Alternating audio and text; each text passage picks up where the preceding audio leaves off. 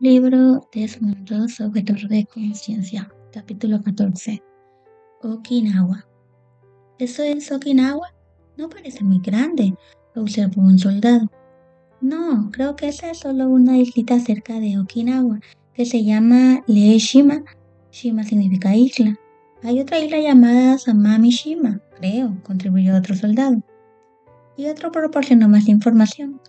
Ustedes saben, acabo de escuchar que Ernie Pyle, ese corresponsal de guerra verdaderamente bueno, fue muerto en Hiroshima hace 1 o 2 días.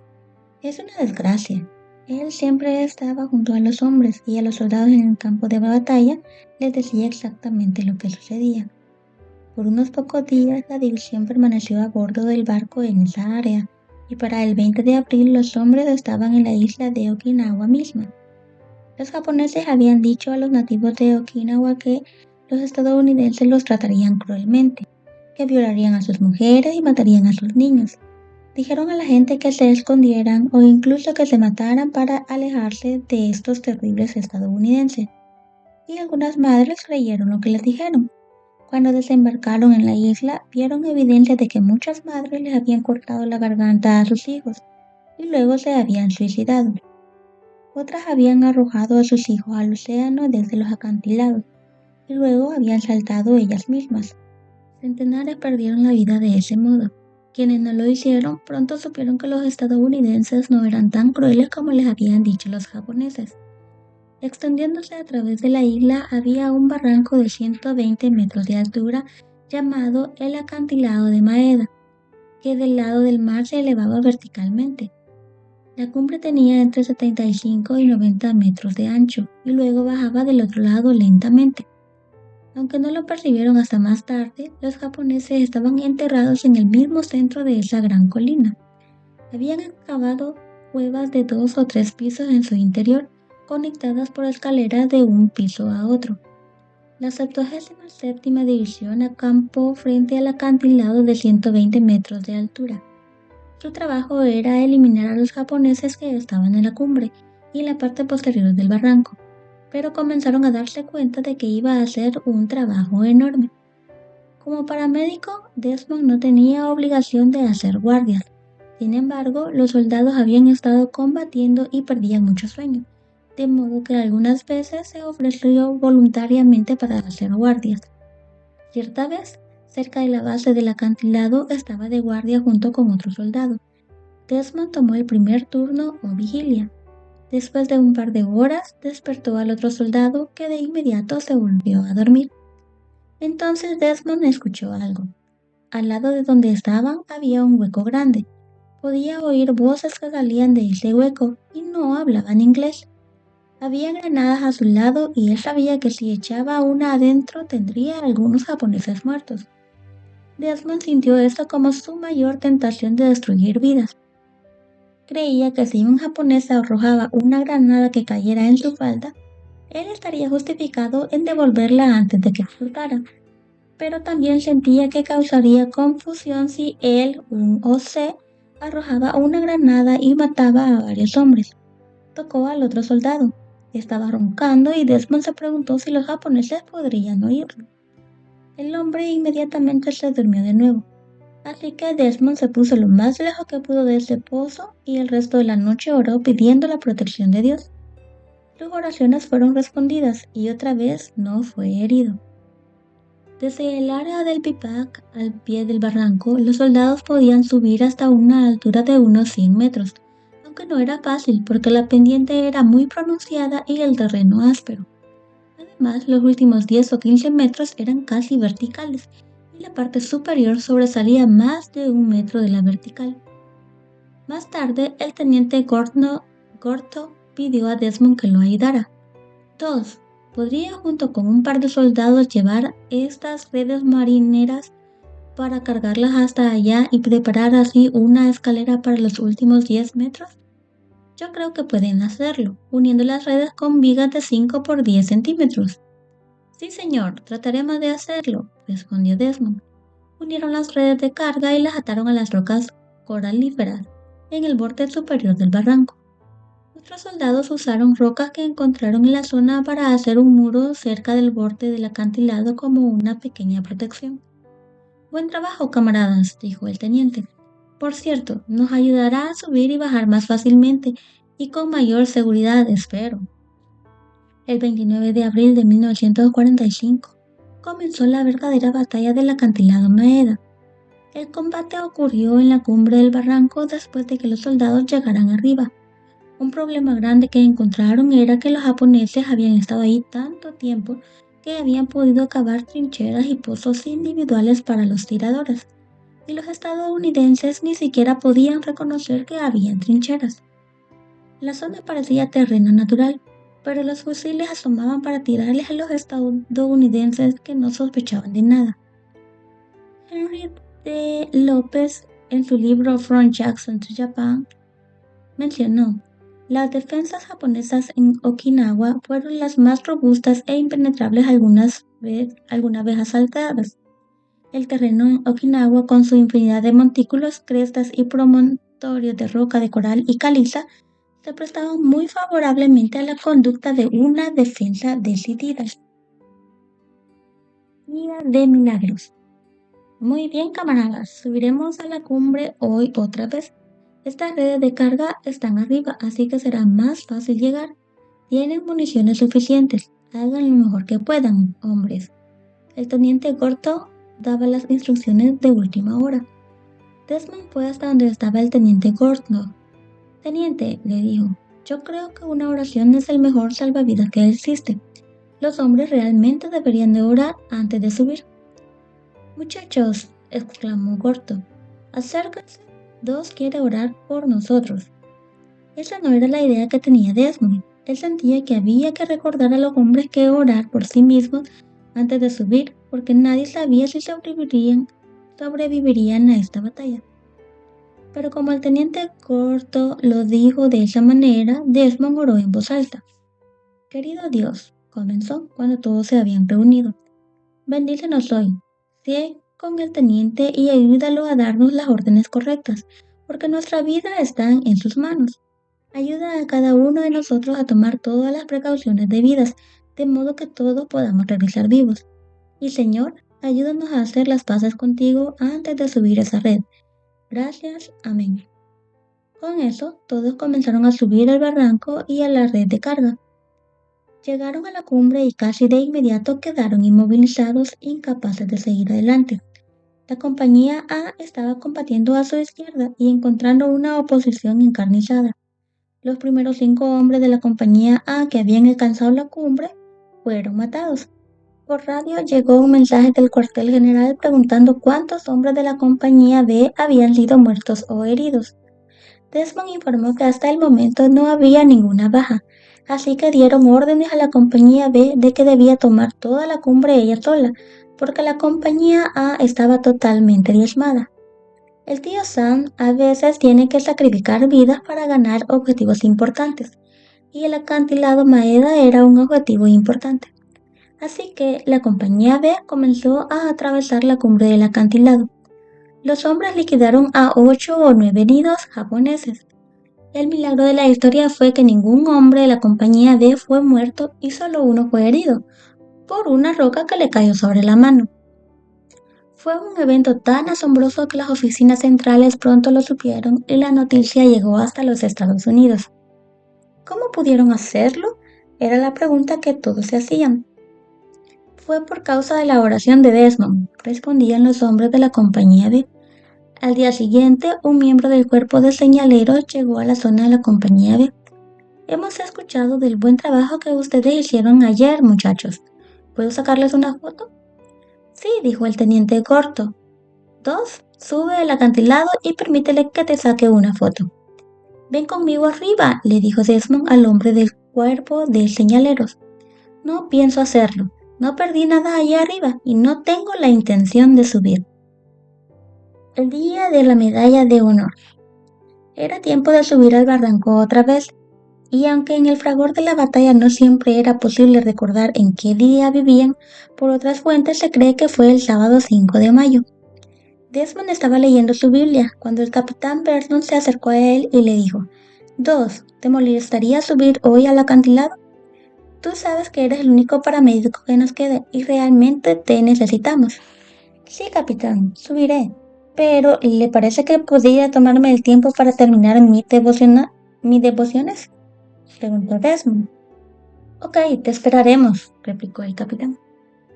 Desmond estaba estudiando su lección de la escuela sabática. El tema hablaba de seguir a Jesús. Terminó e inclinó la cabeza en oración. Más tarde calculó que habían pasado unos 10 minutos desde que el capitán Vernon le había pedido que subiera el barranco hasta que estuvo listo para unirse al grupo. Alguien le dijo después de que fue una media hora, pero como ninguno de los hombres estaba ansioso de subir y combatir, estuvieron contentos por la demora. Los soldados creían que la batalla más severa ya había sido peleada, y que este día sería más bien un trabajo de limpieza final. Desmond mencionó otra vez lo de orar, pero el capitán Vernon le dijo: Lo lamento, Dos, ya postergamos todo demasiado, y no se dijo nada más acerca de la oración.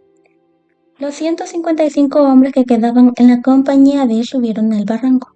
De inmediato enfrentaron el infierno de la guerra. Todo parecía salir mal. Había una posición japonesa que los hombres parecían no poder aniquilar. Los estadounidenses arrojaron bolsas de cargas, bolsas de TNT, y otros explosivos a la posición japonesa, pero el enemigo arrancaba las mechas antes de que estallaran. Finalmente, varios hombres tomaron latas de 20 litros de gasolina y las arrojaron sobre las posiciones japonesas. Entonces el teniente Philip arrojó una granada de fósforo blanco. El resultado fue mayor del que esperaban.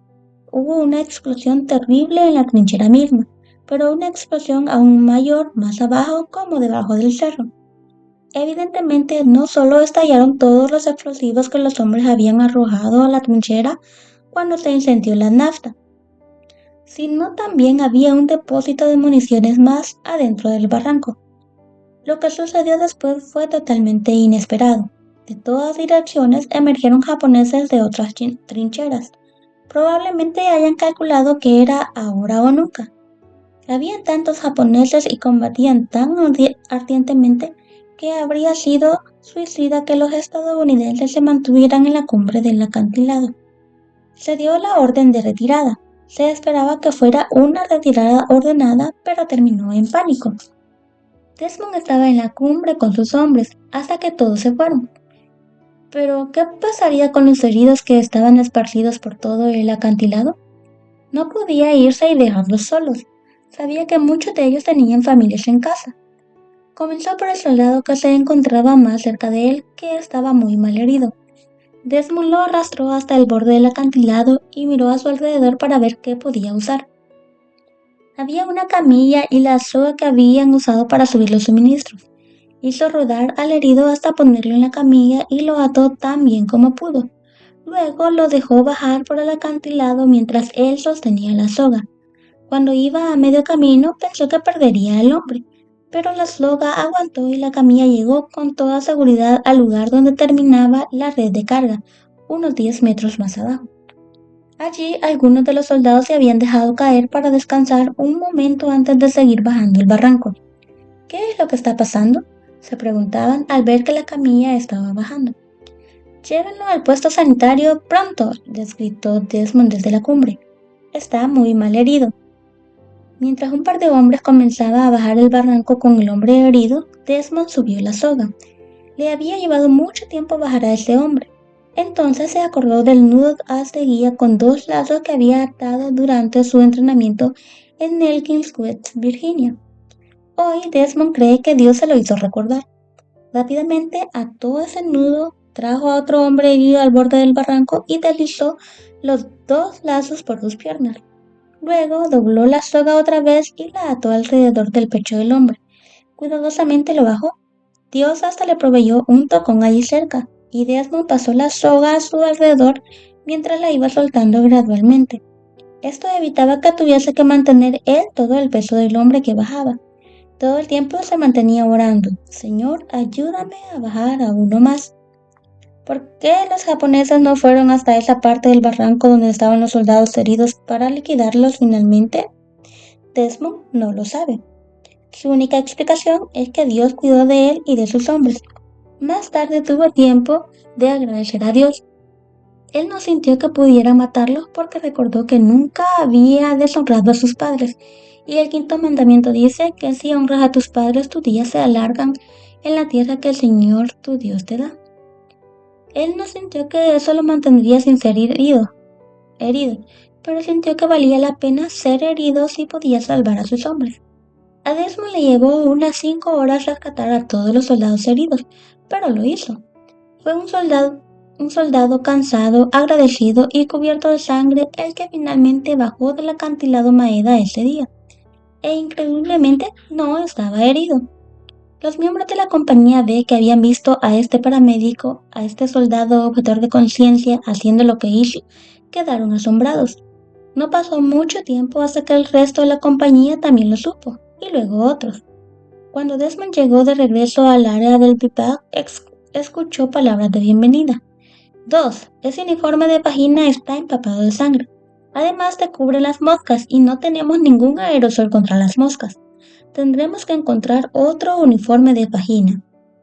Antes de mucho, lo vistieron con un uniforme limpio. Decidió irse a un lugar tranquilo y leer su Biblia. Ciertamente tenía algo especial que agradecer a Dios por esta ocasión. Mientras estaba alejado del grupo, el general A. D. Bruce de las oficinas centrales de la 70ª División llegó al campamento. Había escuchado de la hazaña de Desmond y quería estrecharle la mano. También sugirió que debería recibir la medalla de honor del Congreso y pidió a los que podían iniciar el proceso que lo comenzaran. Desmond supo de esto más tarde, ya que no había estado para estrechar la mano al general. Deseó haber estado allí. ¿Cuántos hombres había bajado Desmond del barranco? Los oficiales más altos dijeron: veamos, fueron 155 hombres los que subieron y solo 55 hombres bajaron por sí mismos, así que debiste de haber salvado a 100 hombres. Eso no puede ser, dijo Desmond modestamente. No pudieron haber sido más de 50, no habría tenido tiempo de salvar a 100 hombres. Así que se quedaron con 75. Y ese es el número que aparece en la citación de la medalla de honor del Congreso que recibió Desmond. 2 semanas más tarde, todavía había lugares donde los japoneses combatían duramente. Se decidió usar las tácticas japonesas que llevaban a la mañana temprano para encontrar durmiendo a los estadounidenses y matarlos. ¿Por qué no hacer ellos lo mismo? Los oficiales decidieron probarlo. Una noche muy oscura, los soldados estadounidenses salieron marchando de su bivac. Desmond pegó un trozo de cinta adhesiva blanca en la mochila de cada hombre, de modo que pudieran seguirse unos a otros con el débil resplandor que mostraban. Pero era tan oscuro que ni siquiera eso ayudaba. Finalmente llegaron cerca del área donde debían estar a la mañana siguiente. Desmond y otros 3 encontraron un pozo y se arrastraron a él. La vieron venir, una granada. Los otros 3 alcanzaron a salir del pozo, pero Desmond estaba demasiado atrás en la trinchera. La granada cayó a sus pies. Casi sin pensarlo, puso su pesada bota militar sobre la granada. Se sintió volando por el aire y vio estrellas que no estaban allí. Cuando estuvo otra vez en el suelo, se tocó la pierna. Todavía la tenía, pero estaba sangrando copiosamente. Vendó su pierna lo mejor que pudo. Tenía que salir de la zona porque era territorio japonés, de modo que, con otro soldado, comenzaron a arrastrarse cruzando la colina para llegar a territorio estadounidense. Encontraron allí una trinchera pequeña. Como el otro soldado estaba herido en el hombro, Desmond le pidió la pala y cavó para ensanchar un poco más la trinchera. Luego se acurrucaron para pasar el resto de la noche allí. Desmond sabía que estaba perdiendo mucha sangre. Se sentía adormilado y estaba acostado con la cabeza inclinada hacia atrás. Cuando comenzó a aclarar, los 2 hombres miraron a su alrededor. Entonces vieron que la pala que Desmond había usado la noche anterior para ensanchar el pozo estaba a pocos centímetros de una bala de artillería sin estallar. Si la hubiese golpeado, solo habría quedado una mancha de grasa. Otra vez, Dios había cuidado de Desmond. Poco después de amanecer, los camilleros vinieron para recoger a los heridos. Cargaron a Desmond en la camilla y empezaron a volver al puesto sanitario. Por el camino encontraron a un soldado que había sido herido en la cabeza cuando los japoneses abrieron fuego, pero tenían solo una camilla y no habían suficientes hombres para llevar a 2 soldados. Desmond se dio vuelta bajando de la camilla y les dijo que llevaran al hombre con la herida en la cabeza. No queremos hacer eso, dijeron, pero Desmond insistió. He estado aquí por 5 horas y puedo esperar un poco más. Llévenlo. Muy bien, pero volveremos pronto. Cuando ellos se fueron, Brooks, un amigo de la ciudad de Dorothy, Richmond, Virginia, pasó por allí. Él había sido herido solo ligeramente. ¿Qué te pasó? Oh, ya veo. Si te recuestas sobre mí, ¿te parece que podríamos llegar al puesto sanitario por nosotros mismos? Vamos, tratemos de hacerlo, sugirió Brooks. Comenzaron a caminar y no habían llegado muy lejos cuando un francotirador japonés le pegó un balazo a Desmond en el brazo. La bala entró por la muñeca en dirección al codo y se alojó en el brazo, destruyendo huesos y nervios en su camino. Si la bala no le hubiera dado en el brazo, probablemente habría atravesado el cuello de Brooks y posiblemente lo habría matado. Brooks, dame tu fusil, dijo Desmond. Brooks se preguntaba por qué este hombre que nunca había portado un arma de repente quería un fusil, pero Desmond lo sabía. Lo puso junto a su brazo inutilizado y le pidió a Brooks que envolviera su chaqueta alrededor del arma y de su cuerpo. Funcionó como un entablillado. Siguieron hacia un puesto de socorro, pero Desmond había perdido tanta sangre que se desmayó. Brooks corrió al puesto y consiguió que unos camilleros fueran a buscar a Desmond, pero el puesto sanitario al que habían llegado no era el del primer batallón. Eso produjo un suceso interesante en Lynchburg, Virginia. Cuando los camilleros originales del primer batallón volvieron al lugar donde habían dejado a Desmond, él ya no estaba, así que informaron que había muerto en inacción, y ese informe llegó hasta Lynchburg, donde se publicó en el diario. Sin embargo, mientras tanto, Desmond estaba en el hospital y después de la cirugía de su pierna y de su brazo, pidió a una enfermera que lo ayudara a terminar su carta a la familia que él envió a su casa. El día después de que saliera el periódico con la historia de que Desmond II había muerto en acción, Mamá 2 fue a trabajar en la fábrica de zapatos como siempre. Sus compañeras de trabajo estaban en estado de shock. Señora 2, ¿cómo puede venir a trabajar cuando su muchacho ha muerto? Pero él no ha muerto. Fue herido y está en el hospital, pero estará bien. Miren, recibí una carta de él ayer. Al día siguiente, el periódico tuvo que publicar una corrección. Cuando Desmond llegó al hospital de campaña, el médico miró su brazo y piernas heridos y dijo: lo estamos registrando para que vuelva al continente tan pronto como esté un poco más en condiciones. En ese momento, Desmond decidió que haber sido herido era una cosa buena. La cirugía incluyó remover 17 trozos de metralla de su pierna herida y componer el brazo herido y ponerle un yeso muy pesado. Después de la operación, lo pusieron en un barco hospital, esta vez con rumbo al este. Ya era tiempo de notar que le faltaba su pequeña Biblia. Debió de habérsele caído en algún campo de batalla. Envió un mensaje a sus compañeros pidiéndoles que mantuvieran sus ojos abiertos por si la encontraban. Los amigos se abrieron en abanico por toda la zona. La encontraron y se la devolvieron a Desmond. Él atesora esa Biblia. El barco hospital llegó a Guam y un avión lo llevó a Hawái. Mi brazo realmente me duele y además huele muy mal, dijo Desmond al soldado que lo ayudaba. Le pediré al médico que lo mire, respondió el soldado. El médico tuvo que cortar un trozo de yeso para llegar al brazo. Encontró un vendaje de gasa que envolvía los huesos y descubrió que la herida estaba infectada. Cuando vio la condición del brazo de Desmond, de su boca salió una buena selección de maldiciones dirigidas a cierto médico en Okinawa. Si ese médico fuera veterinario, no le llevaría ni siquiera a mi perro, estalló.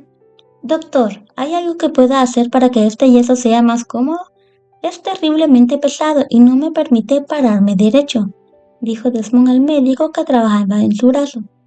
Se está poniendo muy malo. Si se pone un poco peor, tal vez tengamos que cambiarlo. Así que Desmond se preocupó para que el yeso se pusiera peor en muy poco tiempo. Como resultado, le quitaron el pesado yeso y le colocaron un nuevo tipo de tablillas en su brazo. Estaba hecho con tiras de metal y cubierto con muselina, y lo llamaban entablillado avión. Cuando el médico terminó con el brazo de Desmond, este se sintió mucho mejor y además ya no hedía. Luego siguió su viaje a través del Océano Pacífico hacia su casa.